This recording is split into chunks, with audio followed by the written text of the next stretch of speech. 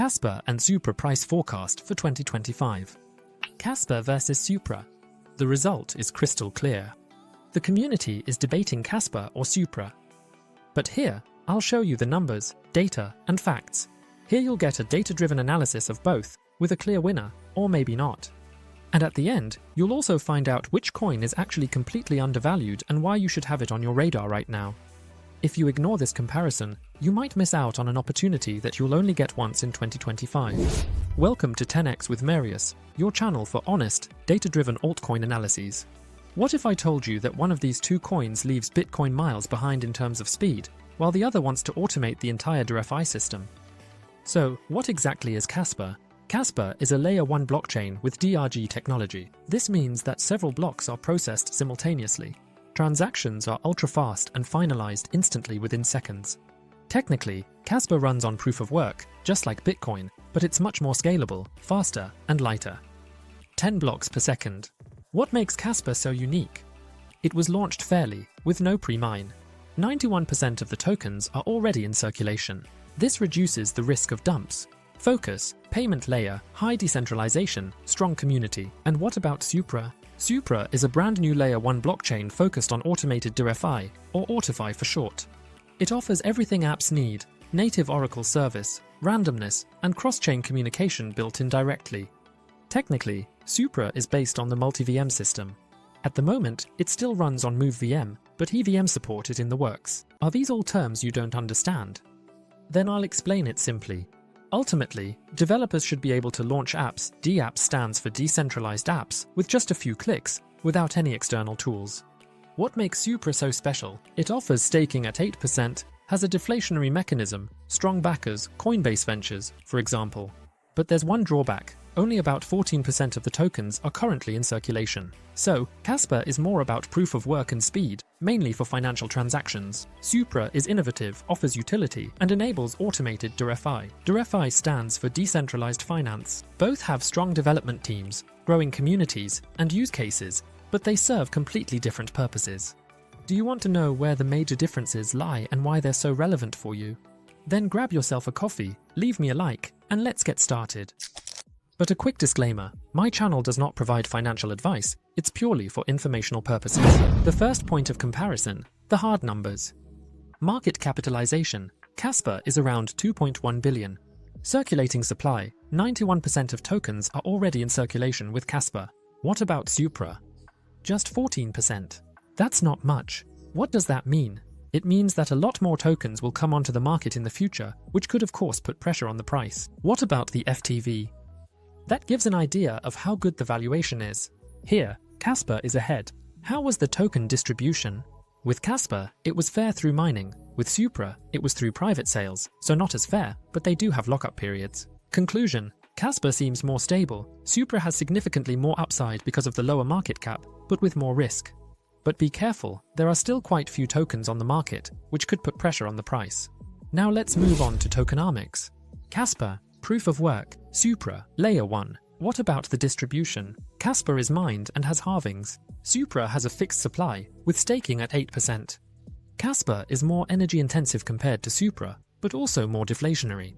Conclusion: Supra is set up in a more modern way. Staking, fixed tokenomics, and it has a revenue model.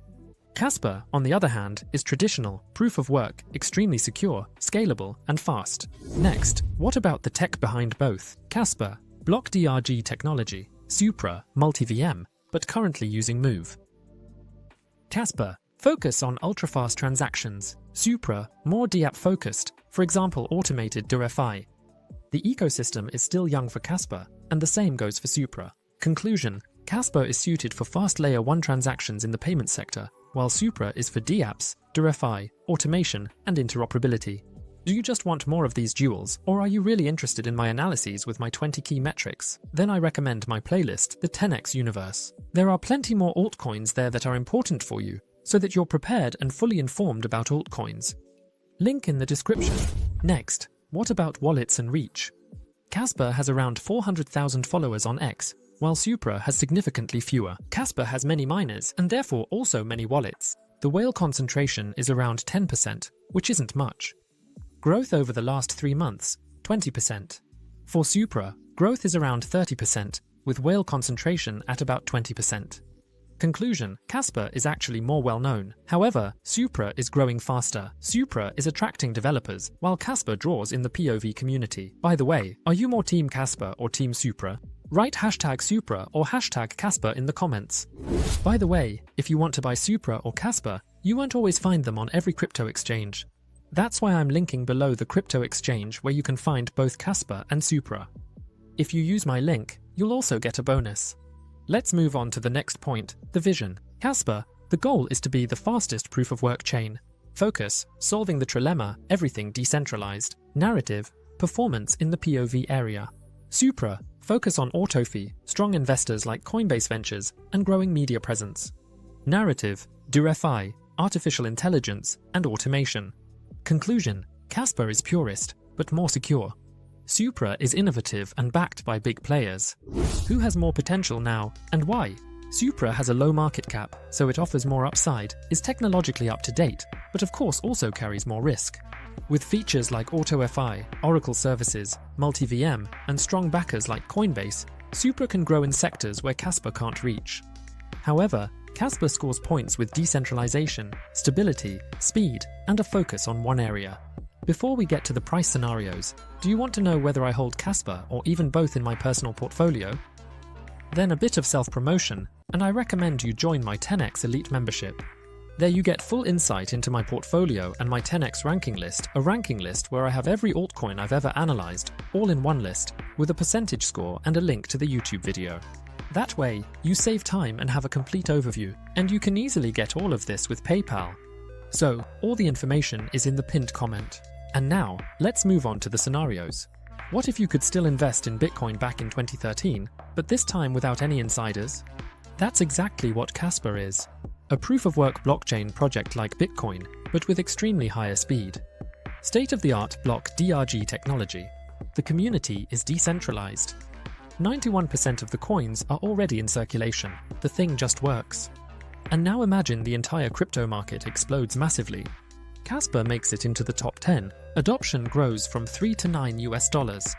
And what if there's a coin that can do everything DeFi needs? All built in from the start. Supra isn't your typical altcoin here. It's a layer 1 with built-in Oracle service, cross-chain functions, and staking. The goal, AutoFi, automated, self-regulating DeFi. No external tools, everything automated on-chain. Price target, $0.1 to $0.4. By the way, I've linked the full analysis of both coins with various price targets for you here. It's all quite exciting when it comes to both coins. Do you want to know how much potential both still have? Want to dive even deeper into these two altcoins? Then have fun and see you in a moment.